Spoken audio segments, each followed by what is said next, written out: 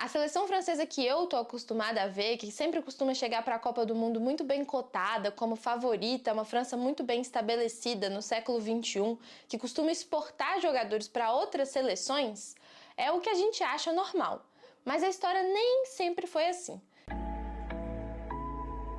Para a gente tentar entender o que foi acontecendo ao longo do século passado, para a gente conhecer a França de hoje em dia, é importante ir fazendo paralelos com a história do mundo também. Então, vamos voltar lá atrás, no mundo, na Europa principalmente, pós-Segunda Guerra. A França, geograficamente, foi um ponto muito central da Segunda Guerra Mundial dentro da Europa e acabou ficando muito destruída no pós-guerra. Para ajudar a se reconstruir, foi muito importante a ajuda do Império Francês.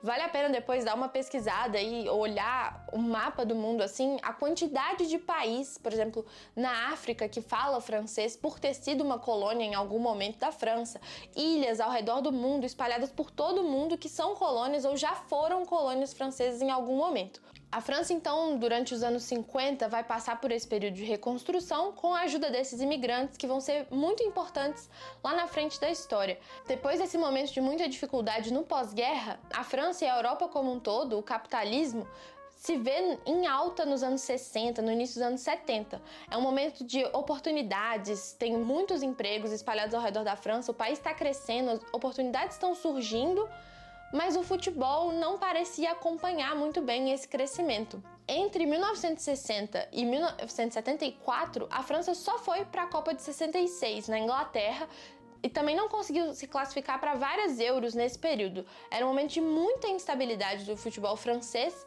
e o Fernando Sastre, que era o presidente da Federação Francesa naquela época, decidiu que era hora de repensar as coisas. E essa mudança de chave vai ter muito a ajuda de um cara que eles chamaram para ajudar nessa reconstrução, que é o Stefan Kovács. O Stefan, ele tem origem ali romena, húngara. Ele nasceu na Hungria, mas ele é de origem familiar romena. A história dele é brilhante, muito fantástica, porque ele é o cara que ganhou 2 daquelas 3 Champions com o Ajax no início dos anos 70, o Ajax do Cruyff, futebol total, tem muito a ver com ele. Depois que ele ganha 2 Champions, a de 72 e 73 com o Ajax, ele vai comandar o time principal da França. E nisso, ele junto com o Sastre, que era o presidente da federação, começam a repensar a maneira como eles iam fomentar o futebol no país e ajudar a construir grandes jogadores. O Kovács, inspirado nos campos de treinamento que ele estava acostumado a ver durante a infância e adolescência dele, ele decide criar um modelo parecido para o sistema francês. A Federação Francesa, então, funda os Institutos Nacionais do Futebol, os INFs, que a gente conhece o mais famoso por nome, que é Clairefontaine, que é onde foi a base da seleção de 98, né, durante a Copa do Mundo na França. A seleção se hospedou lá, treinava lá, e é onde vão começar a surgir esses grandes jogadores franceses. E aqui eu vou tentar explicar mais ou menos como que Clairefontaine e esses INFs funcionavam. O que o Kovács vai trazer para esses institutos nacionais do futebol, essas localidades do INF, são 14, contando com Clairefontaine, e que ele se inspirou lá nas origens dele, é que eram campos de treinamento muito rígidos e que tentavam aprimorar ao máximo o talento individual para o benefício coletivo. Então, os INFs vão sempre funcionar com essa mentalidade. São lugares para os jogadores aperfeiçoarem suas habilidades e suas qualidades técnicas individuais a favor do coletivo. Esse ideal de pensamento é diferente, por exemplo, do que a gente está acostumado com La Masia, a academia de treinamento do Barça, que tem muito de repassar para os garotos que estão ali um jeito de jogar específico. Nos INFs da França, a parte tática não é tão importante, o tático coletivo não é tão importante nas categorias de base, por exemplo. Todos os times de base dos Institutos Nacionais do Futebol franceses jogam num 4-3-3. Eles só vão evoluir e aprimorar o conhecimento tático deles depois que eles já tiverem as habilidades e as qualidades individuais deles aprimoradas ao máximo. Alguns dos treinos que esses garotos vão ser submetidos nesses INFs são, por exemplo, a capacidade deles de girarem e mudarem a direção do jogo muito rápida, treinar o pé não dominante deles a ficar um pouco melhor, eles conseguirem ser mais habilidosos com os 2 pés. aprender a tomar decisão rápida e tomar boas decisões.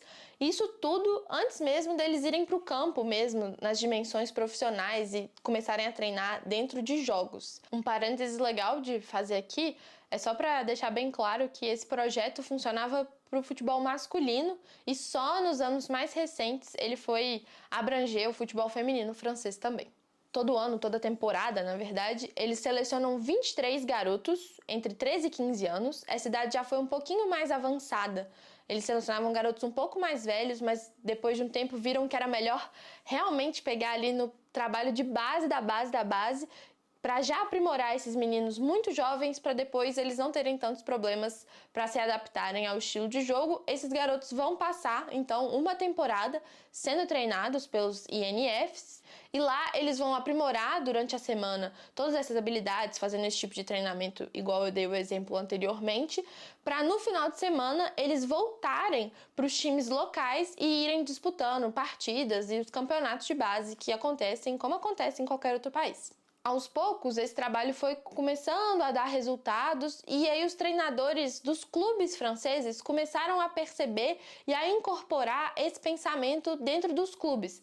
Então é legal falar que eu estou aqui contando uma história que já aconteceu tem algum tempo. A França que a gente vê hoje tem outros elementos junto dela, mas talvez tenha sido ali que esse ideal começou a ser formado e aí os clubes franceses começaram a ter bases muito boas, um trabalho de base muito forte, que muito provavelmente veio do exemplo que a federação deu ali nos anos 80. Clairefontaine talvez seja o INF mais conhecido e que a gente lembre de nome por alguns motivos. É a base da seleção nacional.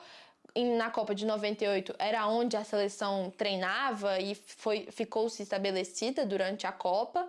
E também porque Clairefontaine é a localidade do Instituto Nacional de Futebol mais próxima de Paris.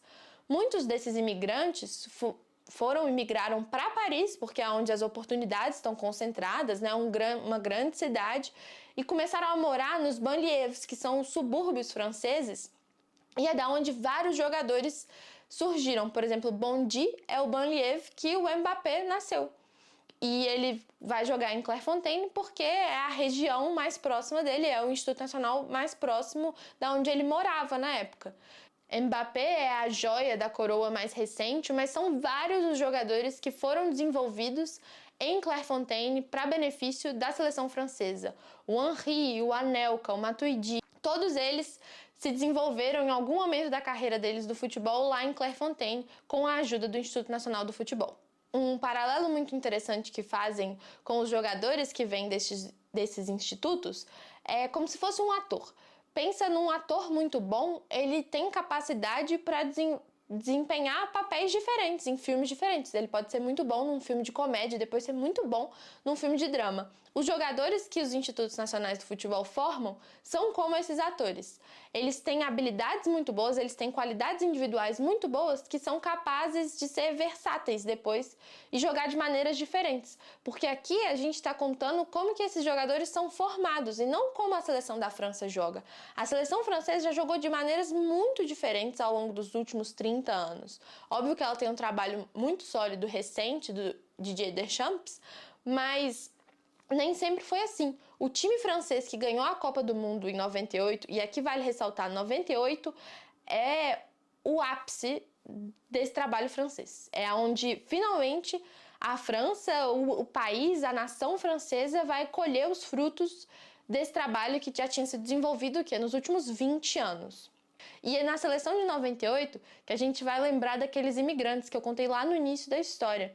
Muitos estabeleceram-se ali na França, tiveram filhos que viraram os jogadores daquela seleção.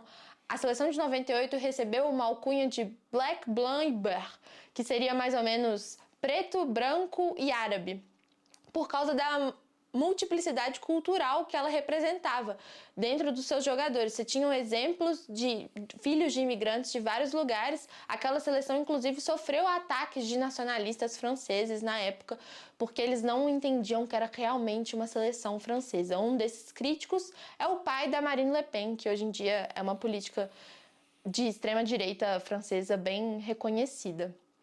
Aquele momento foi o ápice, foi a primeira vez que a França chega numa final de Copa do Mundo e ela ganha a Copa do Mundo em casa com o trabalho que ela tinha desenvolvido, lapidado ao longo desses últimos anos. Essa história toda é para tentar explicar os motivos pelos quais, por exemplo, na Copa de 2018 tinham 50 jogadores nascidos na França jogando a Copa, e na Copa de 2022 esse número cresceu para 59, já que as seleções podiam convocar 26 jogadores. É para tentar entender o que foi acontecendo ao longo da história do futebol francês, para a gente ver o trabalho que tem frutos hoje em dia, e também para a gente lembrar que no futebol, às vezes, é um trabalho de formiguinha, que os resultados demoram para acontecer, mas muitas vezes eles valem a pena. Eu vou deixar linkado aqui na descrição do vídeo alguns outros vídeos que foram muito importantes para eu trazer essa discussão aqui para o canal, que foram principalmente o vídeo do Tifo e da Vox. O Tifo é um canal super interessante, muito legal, que fala de futebol muito bem e traz histórias muito interessantes do futebol, que vale a pena dar uma olhada depois também. E não esquece de deixar aqui nos comentários sugestões, críticas, outras histórias que vocês acham que seria legal trazer aqui pro canal, porque eu acho que meu papel aqui é muito esse, de trazer histórias que trazem o fora do futebol para dentro do futebol e a gente entender o que tem além da área.